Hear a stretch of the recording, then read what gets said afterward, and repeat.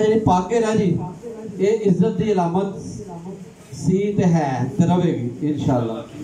मगर इस पग दे नाल किहड़ी चीज तलक रखती है, वो भी एक भरपूर जिम्मेदारी कि जिन्ना पग्गां बन नहीं आने ना, वो समझो पंजाब ते पंजाबी का भार उन्हें चुक लिया।